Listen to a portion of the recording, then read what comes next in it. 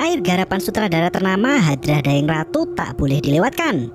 Kisah yang berfokus pada kejadian mistis bahkan dari awal hingga akhir akan membuat bergidik sepanjang menonton film ini. Mila, seorang perawat cantik yang diperankan oleh Acha Septriasa, harus bertahan dengan teror yang bertubi-tubi menimpanya. Kredibilitasnya sebagai petugas medis dipertaruhkan. Apalagi lawannya adalah makhluk tak kasat mata, dan berikut ceritanya.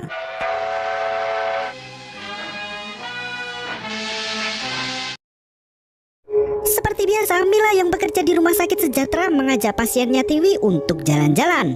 Anak kecil itu memainkan bonekanya dan tiba-tiba menjatuhkannya begitu saja. Mila memeriksa kondisi kesehatan anak itu yang kian hari semakin memprihatinkan. Mila membawa Tiwi kembali ke bilik inapnya dan memberikan oksigen untuk membantu pernafasannya. Karena hari sudah siang, Mila berganti shift dengan rekannya Indah.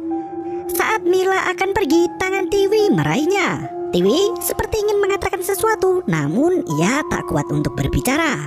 Mila segera menyerahkan pekerjaannya pada Indah dan meminta rekannya untuk mengurus dan memeriksa kondisi Tiwi secara berkala. Sebelum ia pergi dari rumah sakit, terlihat perawat berlarian menuju ke bilik seorang pasien. Mila mengintip dari sela pintu dan ternyata Tiwi dalam kondisi kritis. Tak berselang lama, Indah menyelimuti kepala Tiwi dengan selimut menandakan anak kecil itu telah tiada. Mila setengah menangis melihat pasiennya yang sudah sangat dekat dengannya meninggal. Ia bergegas untuk pulang, namun di tengah jalan Mila dipanggil oleh kepala rumah sakit. Atasannya itu memintanya untuk datang ke rumah pasien. Saat itu kondisi dikabarkan sangat genting dan hanya Mila yang memiliki waktu kosong. Meski jam bekerja Mila sudah selesai, jiwa sosialnya tergerak. Mila membawa tas obat dan infus yang diberikan ibu kepala dan bergegas menuju ke kediaman Bu Sulastri. Mila melajukan mobilnya cukup kencang agar segera sampai ke tujuan.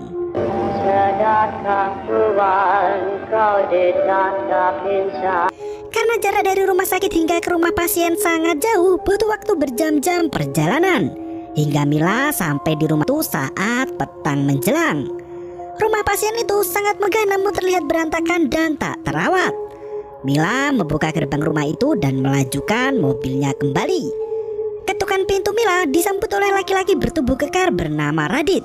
Setelah memperkenalkan diri, Radit memberi kabar jika ibunya Sulastri baru saja meninggal dunia. Mendengar hal itu, Mila mengungkapkan bela sungkawanya dan menawarkan diri untuk membantu. Namun Radit berkata jika ia tak butuh bantuan lagi dan menyarankan perawat itu untuk segera pulang. Mila pun pamit undur diri. Saat ia menyalakan mobilnya, ternyata mobilnya itu mogok. Tak berselang lama, Radit datang dan membantu Mila memperbaiki mobilnya. Akhirnya mobil itu bisa menyala kembali. Mila dengan perasaan lega menutup jendela mobilnya untuk melaju. Namun Radit menghalanginya dan berkata jika ia membutuhkan bantuan Mila. Terpaksa Mila turun dari mobil dan masuk ke dalam rumah creepy itu lagi. Radit menunjukkan jenazah ibunya. Ia berkata jika dirinya bukan anak kandung, jadi ia tak bisa memandikan Sulastri. Selain itu, sanak saudaranya baru bisa datang esok hari. Jadi Radit meminta Mila untuk memandikan dan mengkafani ibunya. Dengan senang hati, Mila mengurus jenazah pasiennya itu dengan telaten dan hati-hati. Perlahan Mila basuh semua anggota tubuh Bu Sulastri dan mengeramasi rambutnya. Setelah itu Radit menyerahkan kain kafan yang terlihat sudah kusam. Namun kain itu adalah kain kafan yang sudah disiapkan sejak lama oleh Bu Sulastri. Segera Mila menyiapkan beberapa tali dan mengikat kain kafan itu hingga jenazah selesai dikafani.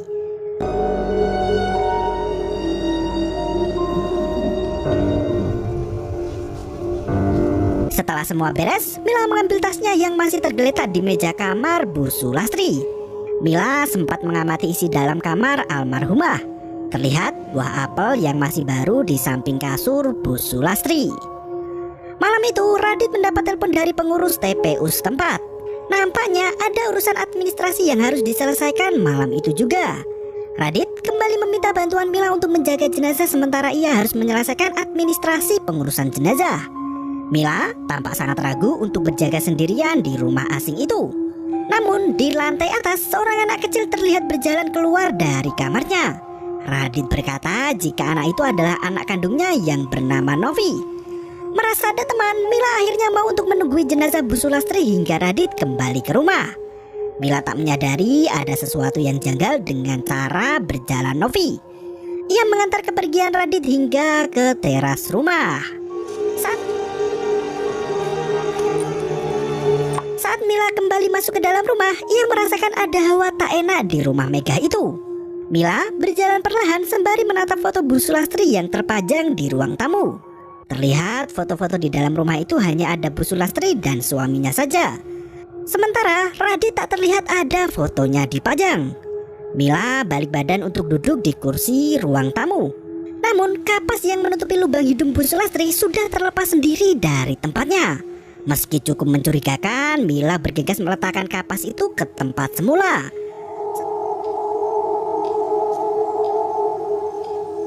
Setelah itu, ia mencuci tangannya di dapur. Suara dentuman terdengar cukup kencang dari lantai 2. Perlahan, Mila berjalan menuju ke sumber suara. Meski takut, ia beberapa kali berhenti untuk memastikan suara itu terdengar lagi. Sesampainya di lantai 2, suara dentuman itu semakin jelas terdengar. Mila berjalan terus menyusuri lorong hingga ia menemukan ruangan di ujung lorong di mana suara itu berasal. Mila membuka kamar itu dan masuk ke dalam sembari memanggil orang yang ada di dalam. Saat Mila balik badan, ternyata Novi berdiri termenung di depan pintu sembari memperhatikan wajah Mila. Anak kecil itu memalingkan diri dan berjalan meninggalkan Mila. Kaki Novi yang cacat membuatnya tak bisa berjalan normal. Ia harus menggunakan tongkat krek dan berjalan tertatih. Dengan ramah, Mila memperkenalkan diri. Mila meminta Novi untuk menemaninya di bawah, namun anak itu hanya diam dan memilih untuk kembali ke kamarnya. Seketika terdengar suara pintu yang tertutup dengan sendirinya. Mila mengira itu adalah Radit. Namun anehnya, radio di dalam rumah itu tiba-tiba menyala sendiri. Mila turun ke bawah sembari memanggil Radit.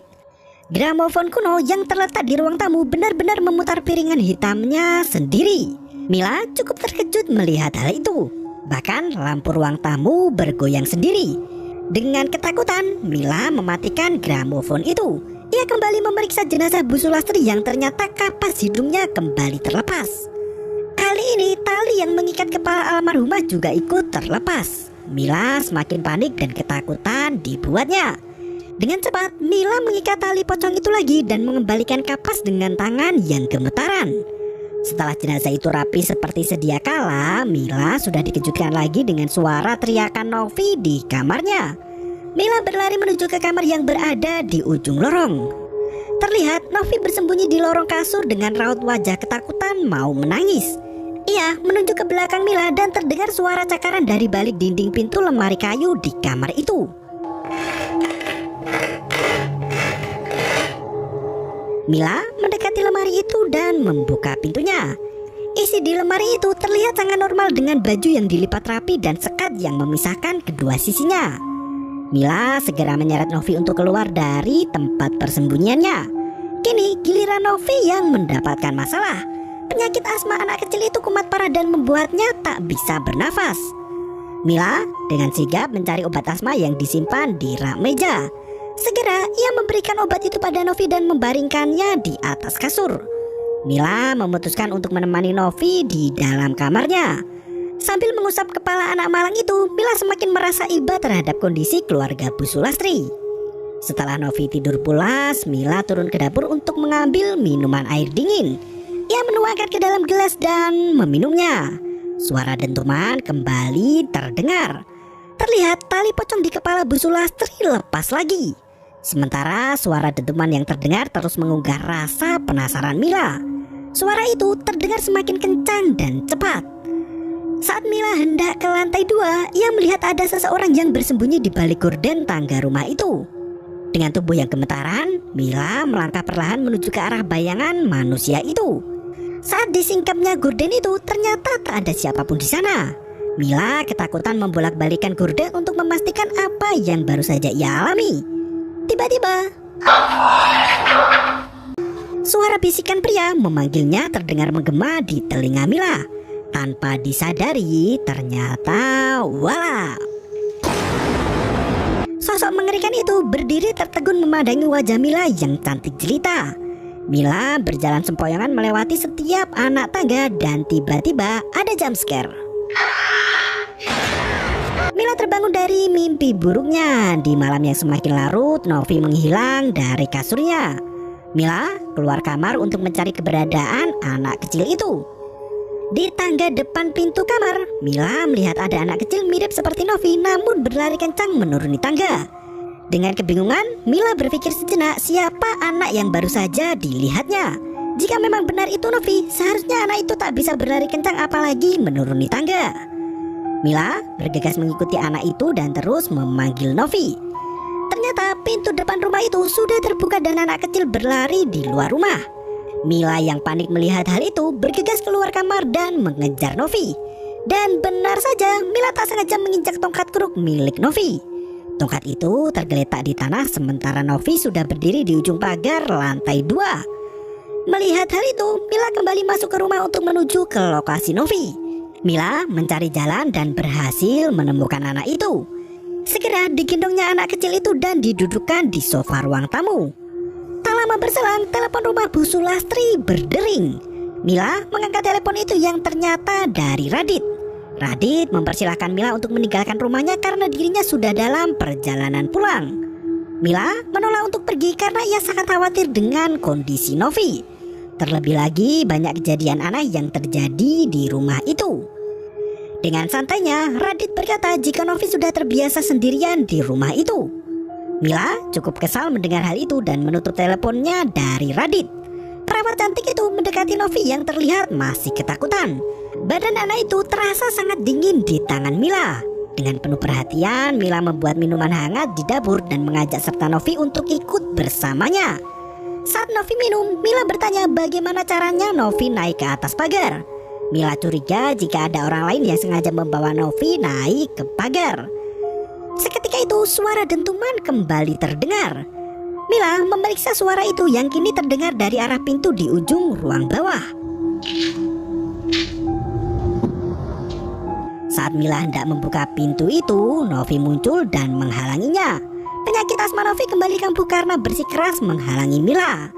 Terpaksa Mila berlari ke kamar anak itu lagi untuk mengambil obat asma. Saat Mila melihat ke arah jendela kamar Novi, terlihat bayangan sosok mengerikan berdiri tepat di belakangnya. Saking ketakutannya, Mila hanya tertegun tak bergerak. Perlahan ia menoleh ke belakang namun tak ada siapapun di sana dan tiba-tiba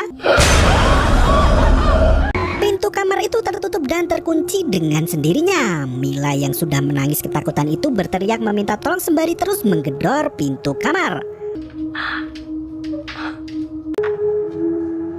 Setelah beberapa saat, pintu kamar terbuka dengan sendirinya. Mila berlari turun menuju ke tempat Novi dan menyadari bahwa jenazah Bu Sulastri sudah menghilang. Mila memberi obat asma untuk Novi dan menggendongnya keluar dari rumah itu. Mila masuk ke dalam mobil berencana untuk membawa Novi pergi sejauhnya. Namun sosok pocong terlihat berdiri di sudut rumah sambil terus memandangi Mila. Entah bagaimana caranya, tubuh Novi secara misterius hilang dari dalam mobil. Anak kecil itu terlihat melayang di depan rumah dan diseret masuk ke dalam. Mila berlari menyelamatkan Novi, namun sayang anak kecil itu sudah terkunci di dalam rumah angker.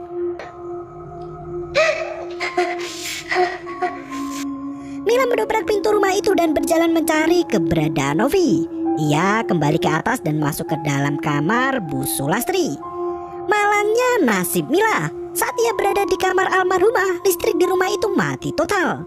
Kini terdengar suara dejitan kursi goyang yang bergerak sendiri seperti ada yang duduk di atasnya. Dan tiba-tiba jump scare. Sontak Mila berteriak ketakutan dan lari menuju ke kamar Novi. Langkah Mila kembali terhenti di atas tangga. Ia kini mendengar suara arangan laki-laki tua bangkai yang seperti tengah kesakitan. Sesampainya di kamar Novi, anak kecil itu duduk menunduk dan wajahnya berubah menjadi setan. Novi terbangun dan berkata jika dirinya adalah penghuni rumah itu. Anehnya Akhirnya suara Novi terdengar seperti nenek-nenek tua. Iblis itu berkata jika ia sedang mencari tubuh untuk menyemayamkan ruhnya. Novi merangkak naik ke atas dinding dan mulai menyerang Mila. Aku adalah penghuni rumah ini.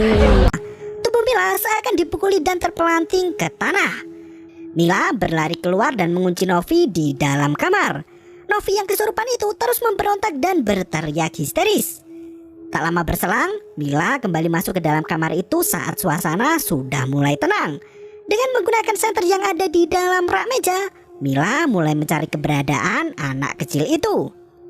Dari belakang, pintu lemari terbuka dengan sendirinya.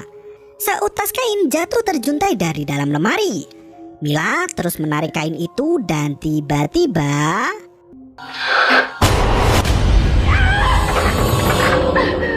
tangan itu menarik kembali kainnya dan membuat Mila masuk ke dalam lemari. Suara arangan pria tua kembali terdengar sangat dekat di telinga Mila. Ternyata Mila berlari terbirit-birit menuruni tangga hingga ia jatuh terpeleset dari tangga itu. Senter yang dibawanya rusak dan terus berkedip. Di ujung tembok terlihat ada pocong yang berdiri dan terus memandanginya.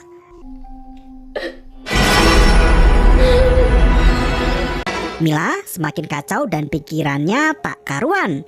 Kembali Mila berusaha membuka pintu rumah itu namun terkunci. Terdengar suara jam dinding berdenting 3 kali, di mana waktu itu menunjukkan tepat pukul 3 dini hari. Mila menangis histeris sambil meneriakkan nama Novi. Suara dentuman kembali terdengar. Mila mencari keberadaan Novi dan tiba-tiba pintu yang coba dibuka olehnya terbuka dengan sendiri. Mila masuk ke dalam ruangan itu dan menemukan cermin antik yang terpajang di dinding. Di bawah cermin itu terlihat sebuah peti yang di dalamnya ada foto dirinya sendiri. Ternyata selama ia bekerja sebagai perawat, gerak-geriknya sudah diawasi. Foto-foto dirinya saat bekerja terlihat menutupi foto jenazah Radit. Mila teringat dengan kalimat yang diutarakan kepala rumah sakit. Ia berkata bahwa malam itu Mila harus datang ke rumah Bu Sulastri apapun yang terjadi. Di depan Mila muncul sosok Radit dan Novi yang masuk ke ruangan itu juga. Tak lama Bu Sulastri masuk dengan membawa lampu minyak. Ia berjalan menuju ke kamarnya sendiri di mana suaminya terbaring sakit. Sulastri berkata pada Novi untuk mencari orang yang akan digunakan sebagai persemayaman roh suaminya.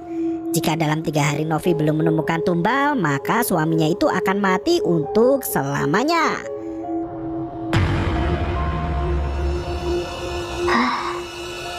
Mila kembali ke hadapan Radit. Pria itu berkata jika Sulastri adalah istrinya. Wanita itu menemukan pemuda gagah bernama Radit yang ternyata tubuhnya digunakan sebagai persemayaman arwah suami Sulastri. Pria itu berkata jika dirinya berhasil bebas dari kematian dan hidup lagi sebagai pria muda berumur panjang. Ia kembali menegaskan jika dirinya bukan Radit, melainkan Sutisna, suami Sulastri. Ia berkata jika arwah istrinya telah memilih tubuh Mila untuk disemayami. Sutisna segera meminta Mila untuk menyerahkan jasadnya, sementara Mila hanya bisa menangis dan berlari ketakutan. Ia terus berteriak meminta bantuan namun tak ada siapapun yang mendengarkannya. Mila semakin menggila dan bersembunyi di lantai 2 rumah itu. Mila masuk ke dalam gudang dan melihat ada celah di atap. Segera ia naik ke loteng rumah itu dan mencari jalan keluar. Mila menemukan sebuah jendela di lantai 3 rumah itu. Tanpa pikir panjang, ia menerobos jendela dan berakhir bunuh diri. Radit hanya bisa memandangi jasad Mila yang tergeletak di tanah disirami rintikan air hujan. Tiba-tiba tangan Mila bergerak dengan sendirinya. Matanya terbuka dan menengadahkan badan. Mila yang ternyata masih hidup itu berlari keluar dari gerbang dan kembali pingsan karena menubruk sesuatu. Saat ia tersadar, Mila sudah berada di dalam ruang persembahan untuk dilakukan ritual. Tubuhnya sudah dikafani dan dibaringkan bersama dengan jenazah Sulastri. Sutisna memulai ritualnya dan memasukkan arwah istrinya ke dalam tubuh Mila. Hingga akhirnya Sulastri terlahir kembali ke jasad perawat berparas cantik itu. Ia mengamati jasadnya sendiri dan menguburkannya di halaman belakang rumah. Arwah Mila yang asli terbangun di dalam liang lahat. Ia menyaksikan bagaimana dirinya dimakamkan dengan cara yang mengenaskan. Setelah beberapa lama berselang, Sutisna, Sulastri, dan Novi terlihat menyantap makan siang bersama. Kala itu, Novi mengeluhkan jika dirinya tak suka bersemayam di tubuh anak-anak. Ternyata ia menginginkan tubuh orang dewasa seperti ibunya. Sulastri berkata jika sebentar lagi akan datang orang yang jasadnya dapat digunakan Novi untuk bersemayam. Dan ketukan terdengar dari pintu rumah itu. Suster Indah datang memperkenalkan diri. Ia ternyata mencari rekan kerjanya yang bernama Mila yang sejak semalaman belum juga keluar dari rumah itu. Dan film pun berakhir. Hampir sama dengan kebanyakan film horor Indo, Jagal Pocong hanya menceritakan kisah semalam untuk mengorbankan satu nyawa sebagai persemayaman iblis. Sebenarnya jalan cerita kisah ini masih bisa digali kembali. Setelah Mila menjadi ibu Sulastri, banyak kejadian menarik yang bisa dikembangkan. Namun ternyata film berakhir hanya sampai di situ saja.